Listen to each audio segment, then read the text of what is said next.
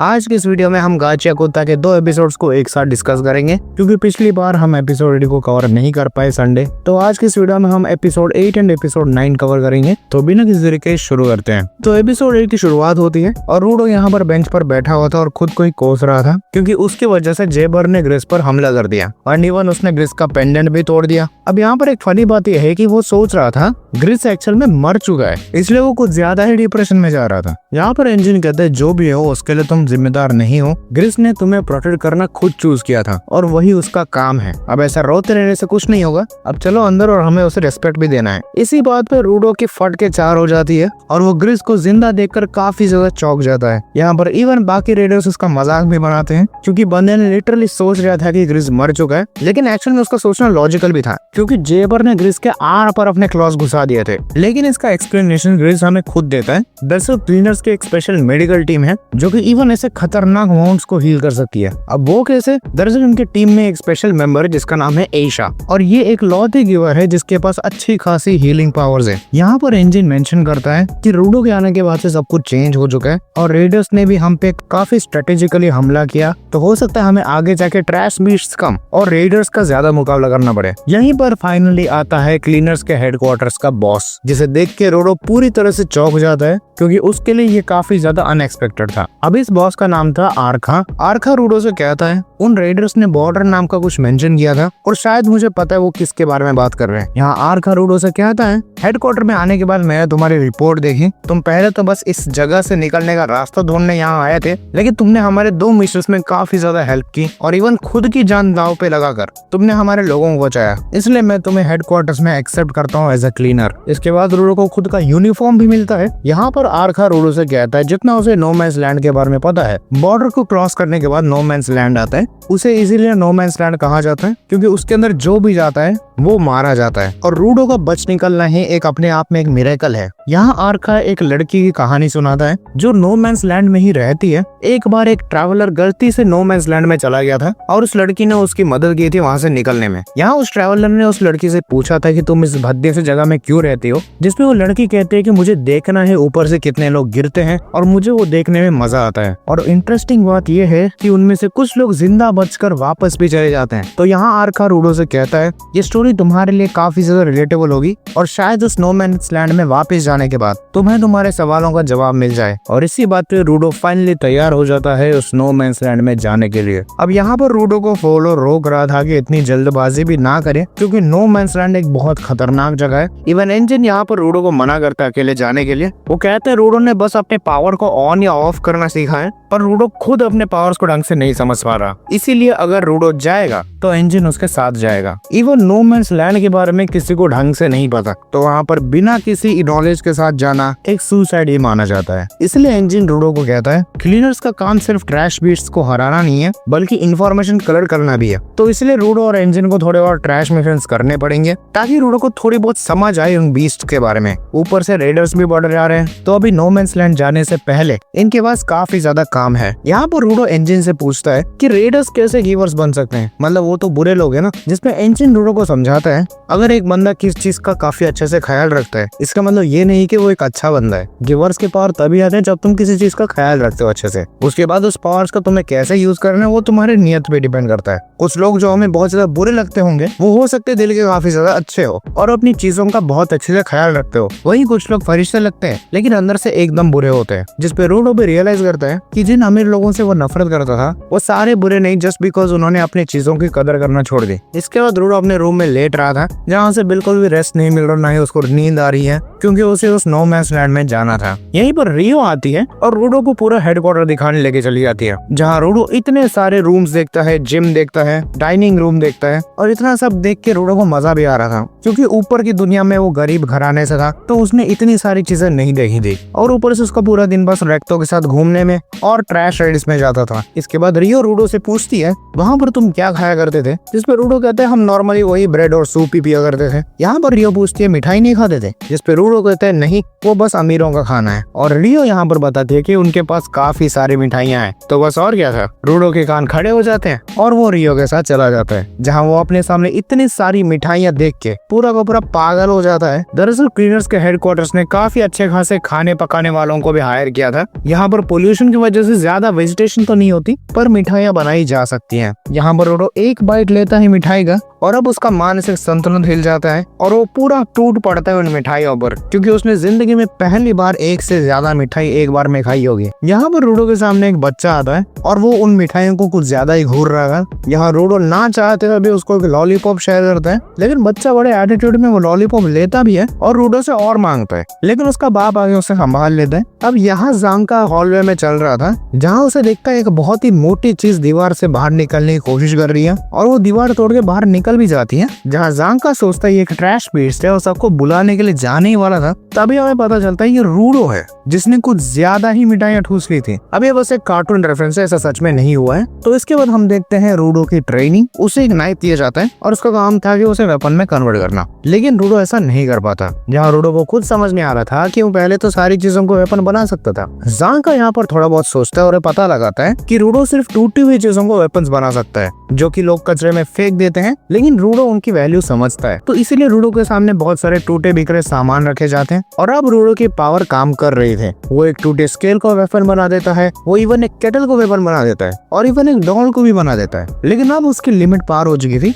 और उसके नाक से खून आने लगता है। मतलब रूडो एक बार में कुछ 2 या 3 चीजों को ही इंडिपेंडेंटली वेपन्स बना सकता है। यहाँ पर इंजन कहते हैं रूडो के ग्लव्स की क्वालिटी काफी ज्यादा हाई होगी, इसलिए उसकी बॉडी उसके साथ कीप अप नहीं कर पा रही। जिसपे रूडो पूछते ये क्वालिटी क्या है। यहाँ इंजन कहता है जितना ज्यादा टाइम तुम अपने वाइटल इंस्ट्रूमेंट की केयर में लगाते हो उतना ही ज्यादा उसकी क्वालिटी होती है। लेकिन फाइट में सिर्फ क्वालिटी मैटर नहीं करती, बल्कि क्लीनर का माइंडसेट और उसका स्ट्रेटेजी भी काम करता है। पर हाँ, क्वालिटी भी एक इम्पोर्टेंट फैक्टर है और क्योंकि रूडो उन ग्लव्स के बचपन से ख्याल रखते हुए आ रहा है तो उसकी क्वालिटी ऑब्वियसली काफी ज्यादा रहेगी। पर यहाँ पर जांका सोच रहा था कि अगर उसने उस ग्लव्स का बचपन से ख्याल रखा है तो फिर वो ग्लव्स उसको इतना ज्यादा डैमेज क्यों कर रहे हैं, या फिर हो सकता है कि वो ग्लव्स किसी सीरीज का पार्ट है और इसीलिए इतनी ज्यादा ताकत रख रहे हैं उसके अंदर। यहाँ रूडो खुद से ही क्वेश्चन करने लगता है, मैं अभी तो 3 चीजों को एक साथ वेपन बना पा रहा हूँ, लेकिन ग्रिस के पेंडेंट के साथ क्या हुआ कि मैंने उसे ओवर यूज किया और वो मिट्टी बन गया, ये वाले इंस्ट्रूमेंट्स क्यों नहीं बन रहे। यहाँ पर रियो कहती है कि उसे लगता है कि रियो की पावर्स किसी चीज को ओवर यूज करके तोड़ नहीं देती, बल्कि ग्रिस का पेंडेंट इसीलिए मिट्टी बना था क्योंकि उसका पर्पस फुलफिल्ड हो चुका है। रूडो की पावर्स किस टूटे हुए चीज को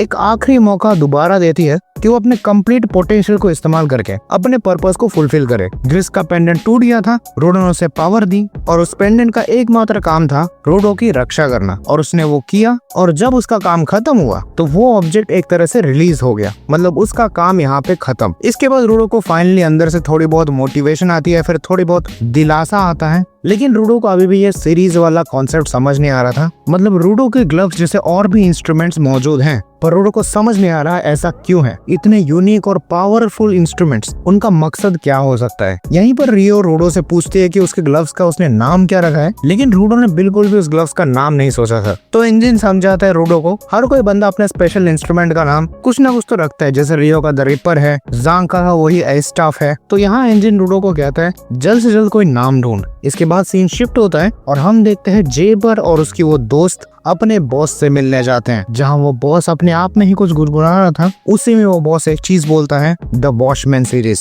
और वो पैटर्न बिल्कुल रूडो के ग्लव्स की तरह था। और इसी के साथ एपिसोड 8 यहाँ पर खत्म हो जाता है। एपिसोड 9 की शुरुआत होती है और हम देखते हैं रूडो अपने ग्लव्स धो रहा है। वो ग्लव्स को धो के अपने कमरे में वापस आता है, जहाँ उसे देखता है उसके बेड पे पहले से रियो लेटी हुई है। ज्यादा एक्साइटेड मत हो, इन दोनों के बीच कुछ चलने नहीं वाला। यहाँ रियो कहते हैं कि उसका रूम रूडो के रूम से जस्ट ऊपर है। तो जब वो ग्लव्स धो रहा था उसके हाथों के कनों से बहुत ज्यादा दर्द हो रहा था, तो उसकी आवाजें सुनकर वो उसके रूम में आ गई। यहाँ पर रियो उसके ग्लव्स के बारे में पूछती है, जहाँ रियो कहता है जब मैं इन्हें यूज करता हूँ मुझे मेरे हाथों के इन्फेक्शन की वजह से ज्यादा दर्द नहीं होता। यहाँ रियो रूडो के उन हाथों के बारे में पूछती है और वो कहती है वो जले हुए तो नहीं लग रहे, जिस पे रूडो को खुद समझ नहीं आ रहा था उसके हाथों में क्या प्रॉब्लम है। और वो कहता है ये सब मेरे चूतिया माँ बाप की वजह से है। यहाँ रियो भी कहती है माँ बाप हमें बहुत कुछ चीजें देते हैं, उनमें से कुछ चीजें बुरी होती हैं तो कुछ चीजें अच्छी। इसका मतलब है रूडो का भी पास्ट अपने माँ बाप के साथ ज्यादा अच्छे से नहीं रहा होगा, वो हम आगे कहानी में जानेंगे। यहाँ पर अगले दिन रूडो की तैयारी चल रही थी नो मैंस लैंड में जाने के लिए, जहाँ उसे पता चलता है उसके पास फुल फेस मास्क नहीं है। अब रूडो यहाँ पर पूछता है फुल फेस होता क्या है, जहाँ एंजिन बताता है ये एक स्पेशल तरह का मास्क होता है जो कि हम पहनते हैं नो मैंस लैंड जाने से पहले। अब क्योंकि रूडो का मास्क फुल्ली तैयार नहीं हुआ है और जो आर्टिस्ट उसे बनाता है उसे थोड़ा बहुत टाइम चाहिए, वरना अगर वो रश करते हुए कोई चीजें बनाता है तो वो चीजें हमेशा खराब निकलती है। एक बार जांका ने उसे बहुत ज्यादा प्रेशर में रखा, इसी वजह से जांका को जो भी इक्विपमेंट मिले वो सभी खराब निकले। अब यहाँ पर आर्का रूडो से कहता है तब तक हमें नो मैंस लैंड जाने के लिए और भी प्रिपरेशन करनी पड़ेगी, जहाँ रूडो को बताया जाता है कि अब उसके ऊपर एक स्पेल कास्ट करना पड़ेगा, मतलब कुछ जादू करना पड़ेगा। अब वो जो स्पेल होता है एक स्पेशल तरह की प्रोटेक्टिव लेयर होती है जो कि नो मैंस लैंड में रूडो की रक्षा करेगी, क्योंकि किसी को भी पता नहीं है कि नो मैंस लैंड में कब क्या होता है। एक छोटी सी गलती और तुम्हारा किस्सा वहीं खत्म हो जाएगा। अब प्रॉब्लम यह है कि जो बंदा जो स्पेल्स कास्ट करता है वो हेडक्वार्टर्स में नहीं था, तो अब इन लोगों को जाना होगा द सिटी ऑफ आर्ट जहाँ पर वो बंदा रहता है। अब मैं बताता हूँ उस बंदे का नाम गॉब है और हमने उस बंदे को एपिसोड 4 या 5 में देख रखा है, जो दीवार पेंट कर रहा था और एंजिन ने उसी का एग्जाम्पल देके रूडो को आगे बढ़ने के लिए बोला। अब रूडो के साथ नो मैंस लैंड जाने के लिए एक पूरी की पूरी टीम असाइन होती है, जिसमें एंजिन खुद था, रूडो था, रियो थी, जांका और कुछ नॉन गिवर्स थे और 2 अलग कैरेक्टर्स जिनका नाम था टैंसी एंड डेलमॉन। अब क्योंकि नो मैंस लैंड है तो इसीलिए इन्होंने गिवर्स की संख्या बढ़ा दी और जो सपोर्टर्स थे उनकी संख्या कमा दी। अब यहाँ पर डेलमॉन रूडो की तरफ अपना हाथ बढ़ाता है, वो कहता है कि मुझे तुम पर तरस आता है, तुम्हारे माँ बाप ने तुम्हारे साथ ऐसा किया और मैंने तुम्हारी कहानी भी सुनी, मुझे बहुत ज्यादा दुख लगा। अब यहाँ पर एंजिन डेलमॉन को अपना सिग्नेचर स्पीच भी देने बोलता है और मैं कह दूं इससे बढ़िया जियान का गाना होता है। यही स्पीच सुन के सब लोग चिल्लाने लगते हैं एंड इवन रूडो उन सबको देख के चिल्लाने लगता है। अब इसी के बाद वो सब लोग गाड़ी में बैठ के चलते हैं कैनवास टाउन पे। अब रूडो कैनवास टाउन के एंट्रेंस पे देखता है कि पूरा का पूरा टाउन एक बड़े से सिलेंडर के अंदर है। यहाँ टाइम से रूडो को बताता है कि ये एरिया काफी ज्यादा खुला एरिया है, जिन लोगों को सेफ प्लेसेस पे कोई जगह नहीं मिलती रहने के लिए वो ऐसे खतरनाक एरिया में रहते हैं। अब ये एरिया खतरनाक इसलिए है क्योंकि एग्जैक्टली इसी लोकेशंस पर ऊपर स्पीयर से फेंके जाने वाले सारा का सारा कचरा नीचे गिरता है और कुछ लोग उसी कचरे की वजह से दब के मर भी जाते हैं। इसलिए इस टाउन का स्ट्रक्चर कुछ ऐसा है ताकि सबको बचाया जा सके। अब यहाँ पर हम देखते हैं उस गेट का एंट्रेंस तो खुला हुआ था लेकिन 2 आदमी अंदर जा ही नहीं पा रहे थे, जहाँ रूडो और बाकी टीम आराम से अंदर चले जाते हैं। ऐसा मानो सिर्फ स्पेशली उन दोनों के लिए कोई इनविजिबल दीवार उन्हें अंदर आने से रोक रही है। अब इसका एक्सप्लेनेशन हम आगे एपिसोड में देखेंगे। यहाँ पर हम देखते हैं ये सिटी फुल्ली आर्ट से भरपूर है, दीवार पे पेंटिंग्स चल रही है। इस सिटी में सिर्फ और सिर्फ आर्टिस्ट रहते हैं जो कि अपना पूरा का पूरा समय आर्ट करने में और दीवारों को पेंट करने में निकालते हैं। यहाँ पर रूडो एंजिन से पूछता है हम यहाँ पर करने क्या आए हैं, जहाँ एंजिन रूडो को समझाता है गॉब जो कि एक पेंटर है उसके पास एक स्पेशल पावर है, उसका ब्रश ही उसका वाइटल इंस्ट्रूमेंट है और वो जिस चीज को भी पेंट करता है उसके ऊपर एक प्रोटेक्टिव स्पेल आ जाती है जो कि उसे सारी की सारी बुरी चीजों से बचाता है। तो एक्चुअली गॉब ने ही इस शहर के बहुत सारी दीवारों को पेंट कर रखा था, तो इसी वजह से वो दोनों आदमी उस शहर के अंदर घुस नहीं पा रहे थे क्योंकि उनके दिमाग में कुछ ना कुछ खुराफाती चल रहा था। और गॉब की पावर ही ये है कि अगर वो किसी चीज को पेंट करता है तो उसके ऊपर एक प्रोटेक्टिव लेयर बन जाती है जो कि उसे सारी बुरी चीजों से बचाती है। यहाँ एंजिन कहता है कि उसका जो वाइटल इंस्ट्रूमेंट है वो उसका खुद का नहीं है, उसे जनरेशन वाइज जनरेशन पास किया जाता है। यही कहते कहते एंजिन एक बच्चे से टकरा जाता है और एंजिन देखता है कि वो अभी रो रही थी, लेकिन वो एंजिन को बिना कुछ कहे वहाँ से भाग जाती है। यहाँ पर एंजिन और बाकी क्लीनर्स मिलते हैं उस सिटी के मेयर से, जहाँ एंजिन मेयर से पूछता है कि हमें गॉब से मिलना है, लेकिन यहाँ पर मेयर एक शॉकिंग बात बोलता है कि गॉब इसी सुबह मर चुका है। यहाँ पर वो सब लोग गॉब की बॉडी को देखने जाते हैं, जहाँ मेयर कहता है गॉब की डेथ बॉडी पोल्यूशन की वजह से हुई है। दरअसल गॉब को पेंटिंग इतनी ज्यादा पसंद थी कि वो कहीं पर भी पेंट करने चला जाता था। उसे मेयर ने बार बार समझाया कहीं पर भी जा रहा तो सेफ्टी मेजर्स लिया करो, लेकिन गॉब का पेंटिंग में इंटरेस्ट उसे जगह जगह चले जाने में मजबूर करता था। इसलिए गॉब कई पोल्यूटेड जगह पर भी चला जाता था बिना सेफ्टी के और वहां पर पेंट करता था। इसी वजह से उसकी तबीयत खराब हो गई और वो मारा गया। यहाँ पर रूडो एक्चुअल में बहुत ज्यादा शॉक में चला जा रहा था क्योंकि उसे याद आ रहा था कि अभी कुछ ही दिनों पहले उसने गॉब को खुशी से पेंटिंग करते हुए देखा था हेडक्वार्टर्स में और अब वो उसकी डेड बॉडी को देख रहा है, जिसपे टॉम से रूडो को कहता है कि ज्यादा टेंशन मत लें, यहाँ पर मोस्ट ऑफ द लोगों की मौत इसी बॉडी पोल्यूशन की वजह से होती है। अब यहाँ पर मेयर कहते हैं कि गॉब ने अपना सक्सेसर बहुत पहले से चुन रखा था। अब वो सक्सेसर कोई और नहीं बल्कि वही बच्ची थी जो कि इंजन से टकरा गई थी। अब इस बच्ची का नाम है रेमलिन। यहाँ पर मेयर उस वाइटल इंस्ट्रूमेंट के बारे में बताता है। इस वाइटल इंस्ट्रूमेंट के बारे में किसी को भी अच्छे से नॉलेज नहीं है,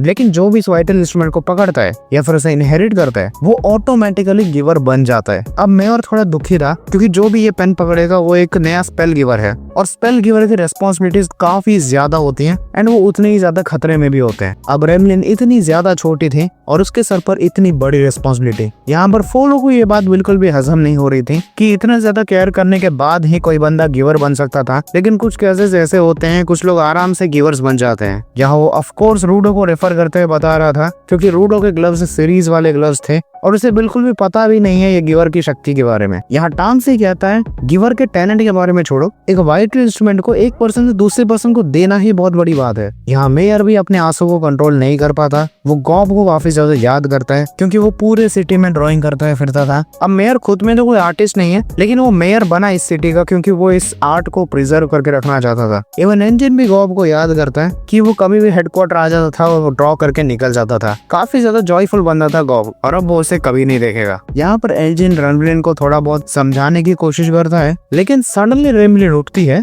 और अपने आंसू पोंछ के कहती है चलो सेलिब्रेट करते हैं, जिसपे इन सबको कुछ भी समझ नहीं आ रहा था। और रेमलिन वो पेन उठाती है, अपने साथ कुछ पेंट के स्प्रेज उठाती है और सीधे चली जाती है गॉब के घर के ऊपर, जहाँ वो उस पेन को इनहेरिट करती है और अपने गिवर की पावर अनलॉक करती है। इसी के साथ वो उस पूरे के पूरे पेन को एक बड़े से पेंट ब्रश में तब्दील कर देती है, जैसे हर कोई वाइटल इंस्ट्रूमेंट ट्रांसफॉर्म होता है, और आसपास सारे के सारे पेंट के स्प्रेज रख देती है और बहुत जल्द वहाँ पर एक बहुत बड़ा स्टार ड्रॉ करने लगती है। इसी स्टार के अंदर रहने के कारण वो सारे के सारे पेंट स्प्रेज स्काई रॉकेट्स बन जाते हैं और वहाँ पर मान लो दिवाली जल जाती है। दरअसल रेमलिन इस बात को सेलिब्रेट करना चाहती थी कि गॉब ने अपनी लाइफ को कम्प्लीटली अच्छे तरीके से जिया। अब वो भी दुखी थी क्योंकि गॉब मर गया, लेकिन वो ऐसा मानती थी अगर हम सब लोग दुखी रहेंगे तो गॉब की आत्मा को शांति नहीं मिलेगी, तो इसीलिए वो सभी के साथ पार्टी करना चाहती है और वो दिवाली देख के उसी टाउन के सारे पेंटर्स उसको सेलिब्रेट करना चालू करते हैं। इसी के साथ मेयर इंजन को कहता है सॉरी तुम्हें इतनी जल्दी स्पेल्स नहीं मिल पाएंगे, इनकी सेलिब्रेशन काफी लंबे समय तक चलेगी, जिसपे इंजन कहता है कोई बात नहीं, मैं भी इसे एंजॉय कर रहा हूँ। एंड इसी के साथ एपिसोड यहाँ पे खत्म हो जाता है। तो देखो रूडो की ग्लव्स की मिस्ट्री अभी भी सॉल्व नहीं हुई है,